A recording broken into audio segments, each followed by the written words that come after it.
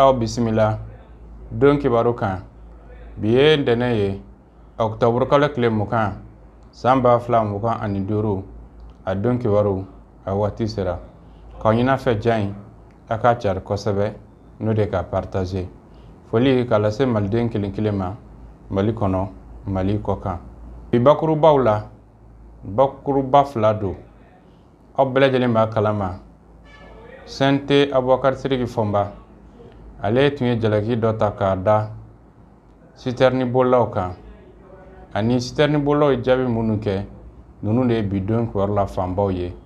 aw bisimila. Agence Cuba Voyage alisalamɛw hiji ni umura baaraw daminɛna ka ban. Agence Cuba Voyage ɲɛmɔgɔyaso ko a nisɔndiyalen a bɛ silamɛ cɛman ni a musoman bɛɛ lajɛlen ladɔnniya Mali kɔnɔ ani Mali kɔkan. K'a bɛ aw ladɔnniya k'a fɔ san 2026 umura ani hiji tɔgɔsɛbɛ baaraw fana daminɛna olu fɛ yen ka ban. Ka sanga o ma Cuba Voyage bɛ umura kɔnfa kelen bɔya kalo kalo k'a kunda Saudiya jamana kan. O de kumu kɔnɔna na maa min y'a kanu k'a fɔ k'i ka taa umura la walima ka taa hiji la wali i y'a kanu ka i ka mɔgɔden bila ka taa umura la walima ka taa hiji la. Cuba Voyage ɲɛmɔgɔyaso ko ka aw ladɔnniya k'a fɔ a ka fɛɛrɛw bɛɛ lajɛlen sabatilen don ka ban o baara yɛrɛ kɛcogo ɲuman kama. N'aw b'a fɛ ka hiji ni umura kɛ ni a dɔnbaganaw ye a ye Cuba Voyage sɛgɛrɛ. Aw ka dɔn k'a fɔ fɛn min ye aw ka siyɔrɔ ko n'a ka dumuni ko Cuba Voyage bɛna taa aw bila hôtel luxuw de kɔnɔna na Maka ani Madina wa fɛn min aw ka déplacement ye ka taa a ɲɛda lahɔrɔma yɔrɔw bɛɛ lajɛlen kan a bɛna o kɛ kari climatiselenw kɔnɔ. Nin ye confort dan ye. Agence Cuba Voyage aw ka dɔn k'a fɔ kabi a mana tɔgɔ sɛbɛn olu fɛ yen ka ban clés be a jalama ani a kumakalama ka fara gafew ka hiji ni umura bɛɛ lajɛlen ɲɛfɔmɛ min kɔnɔ o b'aw dɛmɛ k'a ka hiji a n'a ka umura baaraw bɛɛ lajɛlen ɲɛdɔn sani a waati cɛ. O tɛmɛnen kɔfɛ Mali hijidenw ka complet kelen o bɛ sɔrɔ ka da u kan wa n'i tɔgɔ sɛbɛn ka ban dɔrɔn Agence Cuba Voyage la u bɛ tirage tigɛ kelen d'i ma. Ni tirage kɛla ni maa min gɛrɛsɛgɛ i fara ci e bɛ maa kelen fara i yɛrɛ kan ka taa hiji fufalaki Agence Cuba Voyage fɛ. O tirage ni Ala sɔnna ma a bɛna kɛ avril kalo tile 28 san 2026 a bɛ kɛ centre islamique la Amdalaikaw fɛ Bamakɔ. O tuma na walisa k'u lasɔrɔ a ye wuli ka taa u jabala bala u filɛ nin ye Bamakɔ kura avenue Mamadu Konate place OMVS n'o bɛɛ janyana aw ma a y'a to aw sigiyɔrɔ la k'u wele u ka nɛgɛjuru sira kan o de ye 20 22 19 06 wali 71 24 24 24 wali 64 56 56 56 wali 76 48 41 93.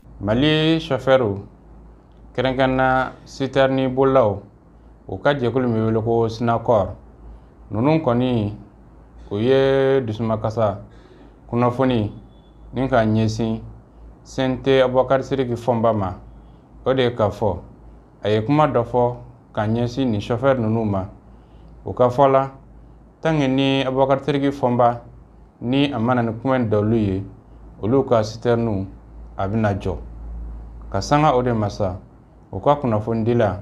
a ye kunnafoni di kɛ o kɔnɔna na Abubakar Siriki ye jalaki min ta k'u sɛgɛrɛ a ye o fana ja yira maaw la sera minnu sɔrɔla ka bɔ o kɛnɛ kan ye olu filɛ nin ye.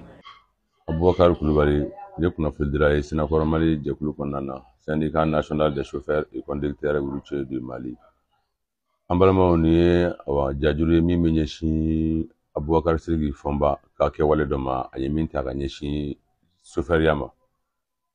Abubakar Siriki Fɔnba ye jajuru dɔ kɛ min na a bɛ ka chauffeur ka sɛgɛw bɛɛ lajɛlen ani chauffeur ka tɔɲɔ ani chauffeur ka sanjikɔrɔ boli ni sudibi boli chauffeur ka bɛ farati ko don farati mun na ka bɔ Abubakar Siriki Fɔnba ka fara o kan chauffeur bɛ ka minɛ otage la dɔw bɛ ka fatu Ala ka hinɛ olu la. Abubakar Siriki Fɔnba bɛ ka nin bɛɛ lajɛlen don ji la ka yira k'a fɔ an ka cakɛda k'an ka baara k'a lagosi walima k'a bila siga minɛn kɔnɔna na. O kuma san'an ka taa yɔrɔ jan aw ni ne an ka jɛ an ka Abubakar Siriki Fɔnba ka jajuru in lamɛn san'an ka lamɛn. Abubakar Siriki Fɔnba ye mɔgɔ min tɛ maadenni ye Mali kɔnɔ anw ka faamu na sabu Abubakar Siriki Fɔnba bɛ baara kɛ yɔrɔ min na o de ye CNT. O kuma an ka CNT baarakɛla dɔ ka kɔrɔfɔ lamɛn nin waati in na kuma min chauffeur b'a ka bi kɛrɛ daga kɔnɔ kuma min chauffeur b'a ka minɛ otage la kuma min an bɛ ka kule n ko hakɛ t'an ye an mago bɛ an bɛ fɛ convention ka waleya ka di an ma an ka bila an ka hakɛ kɔnɔna na an tɛ INPS sira an tɛ AMO la kuma min n'an bɛ sɔnna ka baara kɛ nin bɛɛ lajɛlen kan Abubakar Siriki Fɔnba ka mɛn kan a ka jajuru aw ni an ka lamɛn ɲɔgɔn fɛ an bɛ sɔrɔ ka segin ka na ko ka essence escorter dɔw b'u tugu ka a kɛ n'a fɔ ka mobili tiɲɛna ni convoi taara k'u to u bɛ tila ka carburant feere terroriste ma ni zen ni pɛrɛlen tɛ i tɛ taa wa chauffeur ni fɛn bɛɛ fɛɛrɛ wɛrɛ bɛ k'a la mun tɛ nin ye an tɛna an da don o la parce que a ko tɔ kɛra a complicité barika bɛ ka bonya trop i bɛna ye ni a fɔra ko camion bɛ escorter normalement i kan jateminɛ de kan ka kɛ bɛɛ k'i ka fɛn bɛɛ lajɛ bon ni convoi taara dɔrɔn a tɛ jɔ mais il y a d'autres qui font exprès k'a kɛ n'a ko fiɲɛ dɔ ye mobili sɔrɔ pour que convoi ka taa k'o to après u bɛ terroristes servi an ye nin bɛɛ faamuya o donc fɛn ŋaniya dɔnnen don an kɛlen kɔfɛ ka Abubakar Sidiki fɔnbaka nin ja in lamɛn a bɛ mɔgɔ fari faga i ka baara la a bɛ mɔgɔ kunba suli faso kɔnɔ a kɔrɔ a bɛ maninfin danbe daɲa faso kɔnɔ a bɛ kɛ siganamɔgɔ ye k'i kɛ maa nege bɔlen ye k'i kɛ zon ye k'i kɛ fana ye k'i kɛ kalanbagaci ye k'i bisi k'i kɛ hali maa fara yɛrɛ ye o tuma chauffeur jamakulu caman mɔgɔ miliyɔn caman de don an bɛ ka kuma ni minnu ka hakilina ye ni minnu kuma ne ye ko ka video in kɛ k'a ɲɛsin kɛrɛnkɛrɛnyara sa kiiritigɛla ma min ye Amadu Di Balobɔ Gindo ye ale de procureur général ye dɔgɔkun jan tɛmɛlen ka kɛ ni nin kuma banabilenw fɔkan cayalen ye bɔlɔlɔw sanfɛ Sinakɔrɔ tun ye bataki kɛ ka ɲɛsin ministre des transports ma ko ka jateminɛ kɛ procureur bɛ se ka chauffeur ka bɔlɔlɔ jateminɛ cogoya min na maa minnu bɛ ka chauffeur buruja ni dalu tara o ciw la sera sabula an y'o daluyaw sɔrɔ dɔgɔkun kelen tɛmɛnen kɔfɛ procureur général ye communiqué kɛ ka yira k'a fɔ ni mɔgɔ minnu n'a ɲɔgɔnna kuma banabilenw fɔ ko ni ale bɛ wele k'e ɲininka i ka ne ka daluya ye o tuma an b'a ɲini Amadu Di Balobɔ Gindo fɛ procureur général Bubakar Sidiki ka nin jajuru in chauffeur bɛɛ lajɛlen tɔgɔra Mali kɔnɔ Bubakar Sidiki fɔnbaka wele a kana n'a ka daluyaw ye mobili min ni convoi bilara a yɛrɛ y'a fɔ cogoya min n'a ma sɔn ka taa n'a y'i to kɔfɛ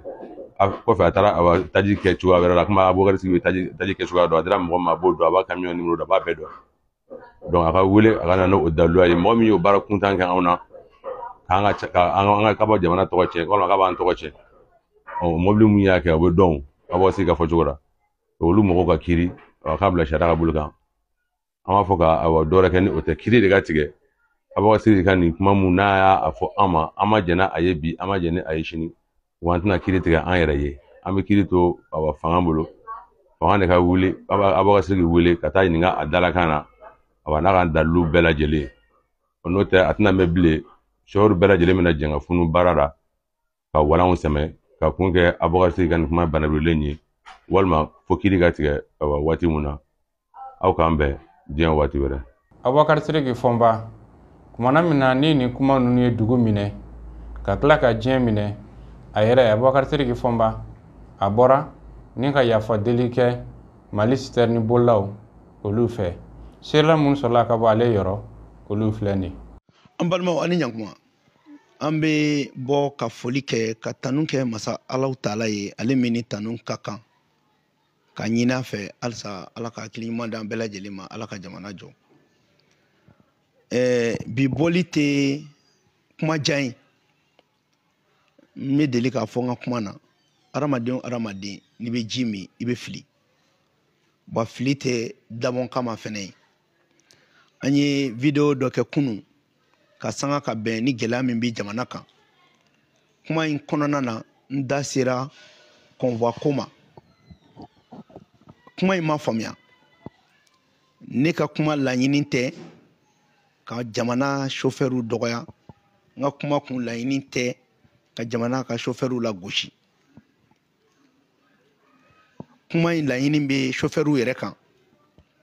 ka sababuya kɛ chauffeur caman u ni ne bɛ kuma gɛlɛya min b'u kan hali convoi ko la u caman nana ne fɛ yen u y'a ɲɛfɔ n ɲɛna gɛlɛya bɛ mɔgɔ caman kan u y'u bɛɛ lajɛlen ɲɛfɔ n ɲɛna kuma in kun ye convoi kɔnɔ a ka se ka kɛ ka ɲa mais a kun tɛ ka lagosi ta ka taa se Mali chauffeur ma fo ka taga gɛlɛya don a la. N'i ye jateminɛ kɛ ne ni chauffeur ka di cogo min,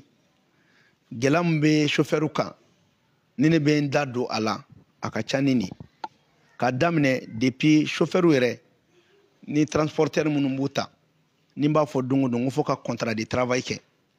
ka taa kɛlɛ kɛ, kɛlɛ min bɛ tali kɛ u ka INPS ko la, kɛlɛ min bɛ tali kɛ ka taa u ka AMO ko la, ani kuma dɔw la chauffeur minnu yɛrɛ bɛ se ka kalo 2 kalo 3 kɛ dɔw tɛ sara fo ka taa se gɛlɛya min b'u kan, fo ka taa se fɛn caman ma. Ne hakili la ne ni chauffeur bɛ ɲɔgɔn kalama, minnu tulo bɛ n na olu b'a dɔn an bɛ fɛn mun kɛ ɲɔgɔn fɛ. Donc ne tɛna se ka kɛ sababu ye ka na kuma dɔ fɔ ko n bɛ chauffeur lagosi. Ne ye aw ka ciden de ye, wa n'an bɛ kɛlɛ kɛ an b'a kɛ ni jamana bɛɛ lajɛlen tɔgɔ ye. An tɛ bɔ k'a fɔ ko an ye videoman de ye, an bɛ bɔ pour que ka halisa ka jamanadenw hakili sigi. O hakili sigi kɔnɔna la ni kuma dɔ bɔr'o la mun ye fili ye an bɛ yafa deli, ka yafa deli bɛɛ fɛ, k'a f'u ɲɛna kuma in laɲini tɛ ka taa nin sira fɛ, kuma laɲini ye u yɛrɛ ye. Ka tila ka segin k'a f'u ɲɛna an ka jɛ an k'an bolo di ɲɔgɔn ma. Mali bɛ gɛlɛya min kɔnɔ bi fo n b'a kun ka dɔgɔ gɛlɛya in na. Ne ka laɲini tɛ ko Mali carburant ko gɛlɛya wɛrɛ ka don a la k'a sababuya kɛ ne ka kuma ye.